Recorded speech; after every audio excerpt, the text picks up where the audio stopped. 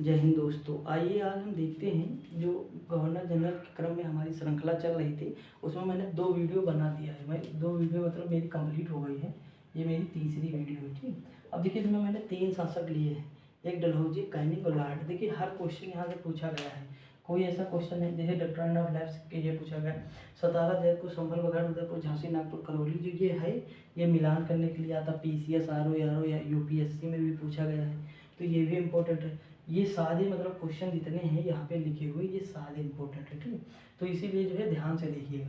देखिए मैंने एलन बरो तक कराया था। कहाँ तक कराया था? एलन बरो तक मैंने कराया था, ठीक। और मैंने इनके समय में एक घटना महत्वपूर्ण थी बताया था, वो थी दास प्रथा का अंत। क्या थी? दास प्रथा का अंत। अब देखिए मैंने कहा था दास प्रथा का उन्मूलन या अंत किसने किया था, तो ये एलन बरो के समय में हुआ था। लेकिन कानून किसके समय में बना था? तो विलियम बेंटिंक के समय बना था। और देखिए याद कैसे करा था, तो बरो मतलब बोरा, यानी जो दास आते थे किस में भर के आते थे? बोरा में।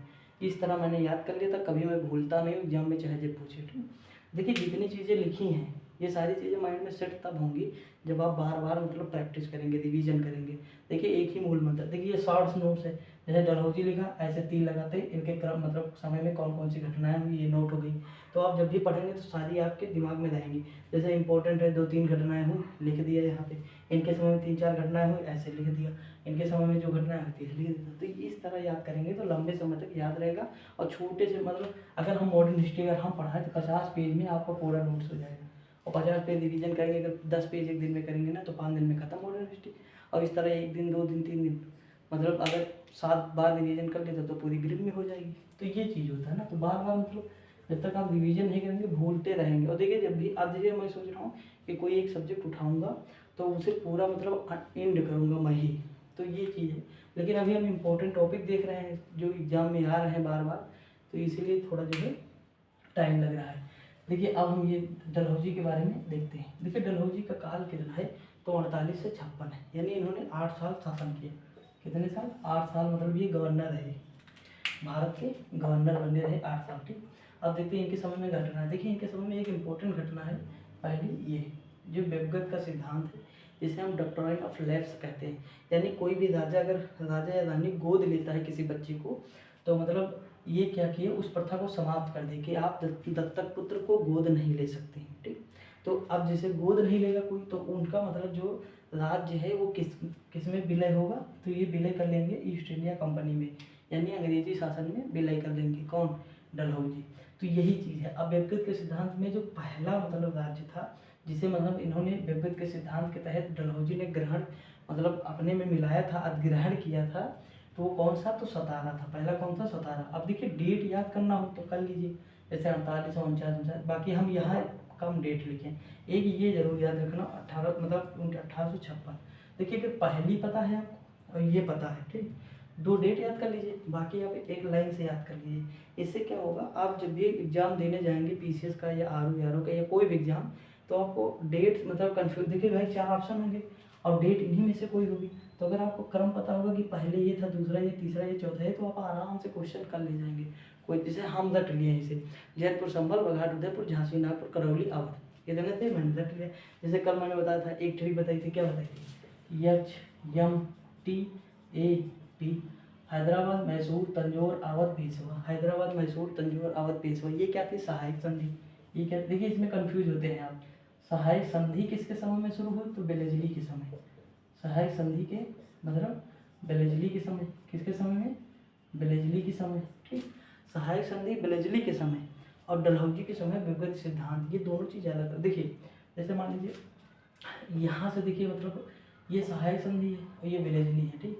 दोनों को आप एक साथ में मतलब रखिएगा, बेलेजली और सहायक संधि, ये दोनों एक साथ में नोट करिएगा, तो इस तरह याद रहेगा। जैसे इतना हम लिख दिए, इतना ही आप नोट कर लीजिए, इतना शॉर्ट में, तो आपके माइंड में ये रहेगा। और इसी के साथ ये, अब देखिए याद कैसे करेंगे। देखिए 2-2 लेकर चलिए, सतारा, जयपुर, संभल, बघाट, सतारा, जयपुर, संभल, बघाट, उदयपुर, झांसी, नागपुर, करौली, उदयपुर, झांसी, नागपुर, करौली। तो इस तरह मतलब हम 4 का पेयर बना लेंगे इसमें, सतारा, जयपुर, संभल, बघाट, सतारा, जयपुर, संभल, बघाट, उदयपुर, झांसी, नागपुर, करौली, सतारा, जयपुर, संभल, बघाट, उदयपुर, झांसी, नागपुर, करौली, उसके बाद लास्ट में अवध, ठीक। तो पहला तो हम 48 से ले लेंगे, उसके बाद 56 तक इतने इन्होंने मिला। और देखिए अवध में क्या था? दत्तक पुत्र तो था ही, मतलब वहाँ दत्तक पुत्र नहीं था, वहाँ खुद का बेटा था उनका। तो जो मतलब खुद का बेटा था तो उसे मिलाते कैसे अवध, अवध आगे बढ़ रहा था, मतलब एक शक्तिशाली भी राज्य था। तो इसे कुशासन का आरोप लगा कि आप वहाँ पे अच्छा शासन नहीं कर रहे हैं, यानी अच्छा शासन नहीं कर रहे हैं। वो आउटरम की रुपये थी, उसी के आधार पे अवध को मतलब विलय कर लिया, ठीक। यानी अंग्रेजों को कोई बहाना चाहिए था किसी भी राज्य को अधिग्रहण करने का, ठीक, यानी अपने में मिलाने का। अब देखिए रुड़की, अब देखिए डलहौजी के समय कौन कौन से कार्य होते हैं। देखिए 1854 में एक वो डिस्पैच आता है, वो डिस्पैच आता है, ये संबंधित किससे, देखिए एग्जाम में ये भी पूछा कि कब आया, और ये भी पूछा कि ये संबंधित किससे था। तो शिक्षा में जो शिक्षा संबंधी जो सुधार थे ना, उसी के लिए वो डिस्पैच आया था, समझ में आई नहीं। अब देखिए मैंने ये कल बताया था कि 1813 के एक्ट के तहत भारत में शिक्षा के लिए कितने लाख रुपए, 1 लाख रुपए जो है पहली बार व्यय किए गए थे। ये भी क्वेश्चन एग्जाम में पूछा है, भूलिएगा नहीं, ठीक। तो इस तरह मतलब याद, जैसे मैकाले 1833 में मैकाले की अध्यक्षता में एक आयोग बनता है 1833-34 में, ठीक। तो किसके समय था, विलियम बेंटिंग के समय में था। तो ये सारी चीज़ें आप रिलेट करिए और मतलब याद रखिएगा, ऐसे जैसे जब भी पढ़ें शिक्षा का। देखिए पहले यहाँ हो जाएगी शिक्षा की बात, फिर क्या हो जाएगा, मैकाले आयोग बनता है, उसके बाद फिर जो है शिक्षा संबंधी सुधार। इस तरह मतलब हम अगर याद रहेंगे तो लंबे समय तक याद रहेगा, ठीक। दूसरा इनाम कमीशन, इनाम कमीशन ये था कि जो जागीर थे वो कर रहित थे, मतलब जो कर नहीं देते थे उनके लिए लाया गया था इनाम कमीशन, ठीक। कब बनता था, तो ये बना 1852 में, ठीक। तो 54 में ये, 52 में ये, 53 में क्या होती है, रेलवे भारत में पहली बार रेलवे की शुरुआत कब होती है, तो 16 अप्रैल 1853 में होती है। कहाँ होती है, तो मुंबई से थाड़े, कहाँ होती है, मुंबई से थाड़े, लगभग 23 किलोमीटर के आसपास चलती है, ठीक। अगला है पहली बार डाक टिकट की शुरुआत, पहली बार डाक टिकट की शुरुआत 54 में होती है। देखिए 54 में कौन कौन सा, वो डिस्पैच ये, ठीक। तो याद रखें 53 में ये, 52 में ये, इस तरह याद। और देखिए अगला है कि कलकत्ता से और आगरा, कलकत्ता से आगरा पहली बार बिजली से संचालित तार सेवा, जिसे हम टेलीग्राम कहते हैं वर्तमान में, की शुरुआत 1853 में की गई। किसके समय में, तो डलहौजी के समय। देखिए ये जितने भी कार्य हो रहे हैं ना, अंग्रेज अपने फायदे के लिए कर रहे हैं। देखिए मान लीजिए कहीं पर लड़ाई होती, देखिए रेलवे देखिए कितने आर्थिक फायदा इनका क्या है।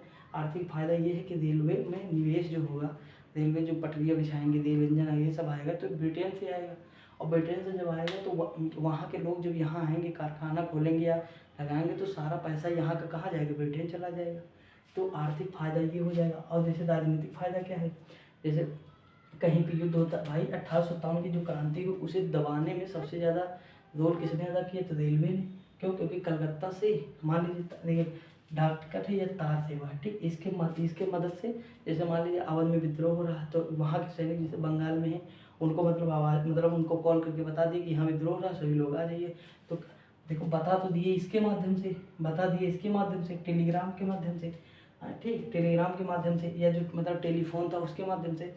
उसके बाद क्या हुआ, अब वहाँ से जो सैनिक आएंगे वो आएंगे किसके, देखिए रेल से, तो रेल से जल्दी पहुँच जाएंगे। तो ये सारा फायदा अपने लिए कर रहे थे, समझ में नहीं। और दूसरी चीज़ रेल की शुरुआत इसलिए की, जैसे मान लीजिए भारत है, तो ये जैसे मान लीजिए भारत है, तो यहाँ बंदरगाह है, ठीक, हमारे क्या है बंदरगाह। तो भाई बीच मतलब रेलवे है, तो रेलवे से मतलब मान लीजिए यूपी है, बिहार है, ठीक।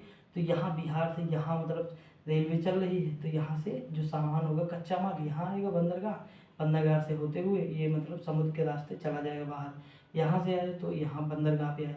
जैसे आज वर्तमान में भी यही चीज़ हो रही है, कोई चीज़ आता है तो बंदरगाह से जाता है, बंदरगाह पे आता है, तो उसके बाद पूरे देश में प्रसारण होता है, ठीक। तो ये चीज़ होती है। अब देखते हैं आगे बढ़ते हैं। अब देखिए ये चीज़ तो समझ में आ गया होगा आप लोगों को।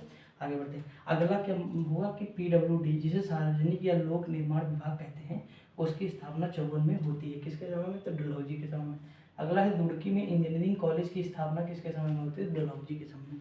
तो डलहौजी के समय में इतना कार्य होता है, और इन्हें कहा गया है आधुनिक भारत के निर्माता के रूप में जाना जाता है किसे, डलहौजी को। लेकिन ये सारा कार्य अपने फायदे के लिए डलहौजी कर रहा था, ठीक। ये चीज़ भूलिएगा नहीं। आगे बढ़ते हैं, देखिए सारा अंग्रेजों का हित है, ठीक। अंग्रेज अगर कुछ दिए तो उससे ज़्यादा लूटे भी हैं। देखिए आगे बढ़ते हैं, अगला है कि कैनिंग का शासनकाल होता है 56 से 62 होता है। देखिए इनके समय में क्या होती है, तो 1857 की क्रांति होती है। क्या होती है, 1857 की क्रांति होती है। अब देखिए जब क्रांति होती है तो उसके बाद एक आयोग गठित किया जाता है जो क्रांति की जांच करता है, ठीक। तो वो कौन सा आयोग होता है, पील आयोग। अब इसे याद कैसे करेंगे, देखिए 1857 की क्रांति में क्या हुआ, बहुत सारे अंग्रेज भी मारे गए, बहुत सारे मतलब भारतीय भी मारे गए।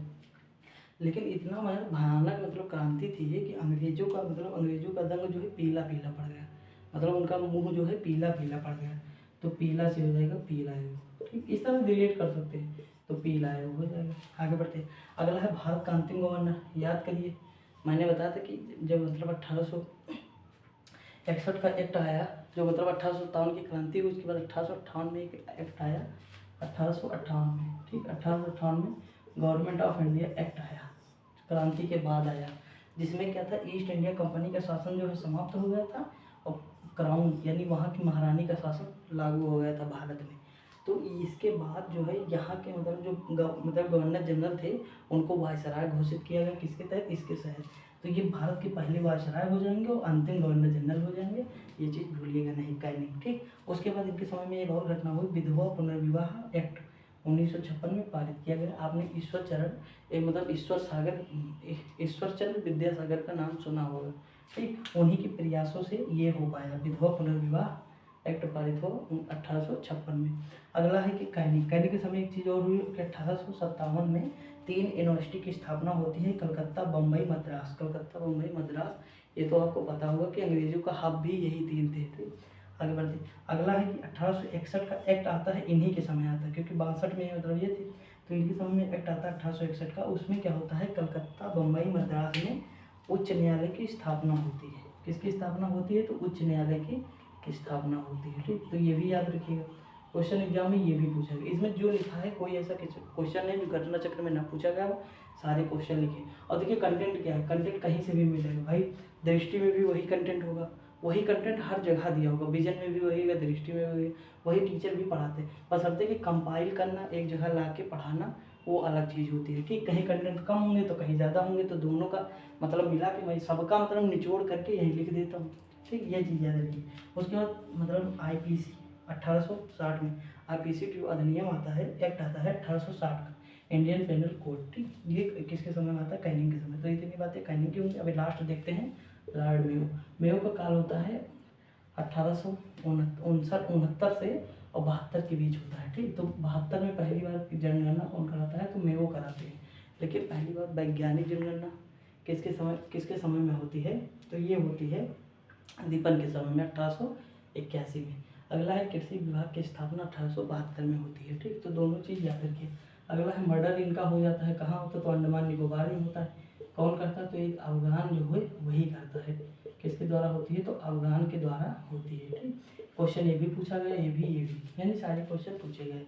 तो देखिए मैंने मेयो तक देख लिया, आगे भी 2 वीडियो में कोशिश करेंगे कि सारी चीज़ें हम कंपाइल कर लें। और देखिए थोड़ी वीडियो लंबी हो जाया करिए, तो फिर जो है 1.5 पे करके देख लिया करिए, लेकिन पूरी कंप्लीट देखा करिए, इससे क्योंकि बहुत सारी जानकारी आपको मिलेंगी। ठीक, तो आज के लिए इतना ही, मिलते हैं अगली वीडियो में, तब तक के लिए जय हिंद।